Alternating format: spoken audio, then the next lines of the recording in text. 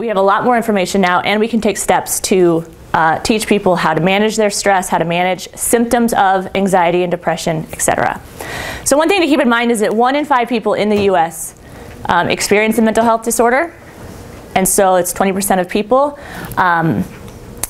What can we do about it? One thing we can do is it's really important to know the signs and the symptoms of somebody who might be experiencing distress or anxiety or symptoms of depression. And so one thing we can do is if we learn those signs, we know those signs, we become a lot more powerful in what we can do about it. Depression and anxiety and symptoms of those can take a lot of different characteristics. So they include things like chronic headaches, stomach problems, especially like ulcers, rapid heart beating, chronic fatigue. The opposite of that would be like insomnia, so not being able to sleep or sleeping way too much, impulsiveness, fidgetiness, or a very like relaxed, more depressed characteristic mood. I always draw on when I was finishing my graduate program, and I was convinced, I was like textbook anxious at that point.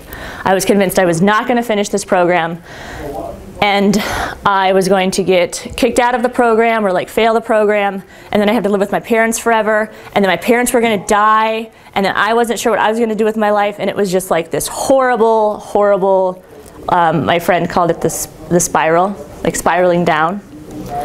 And I just got caught up in that cycle, and I was so fidgety. My heart would just start racing. I was hardly sleeping. It was just like a really stressful time.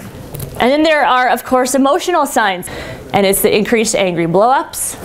It's impatience. It's difficulty concentrating, difficulty controlling your emotions, really low self-esteem, maybe then countered with really high self-esteem or almost like an arrogance and a better than everyone else sort of attitude. A loss of interest in the things you once enjoyed.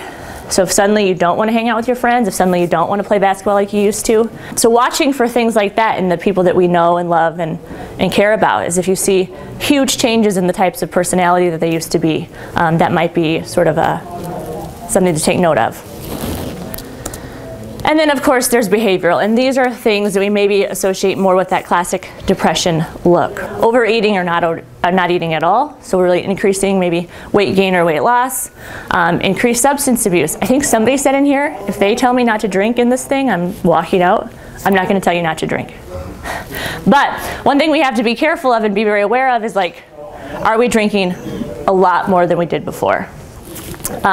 Changes in sleeping habits, so like I said, sleeping a lot more, not sleeping at all, being restless, being unable to concentrate, withdrawing from others. So when we get stressed out, when farm people get stressed out specifically, it's very easy to withdraw from others because you can always say, I'm so busy, I have to do this, I have to do this, I have to do this. And what that does is it just perpetuates that loneliness.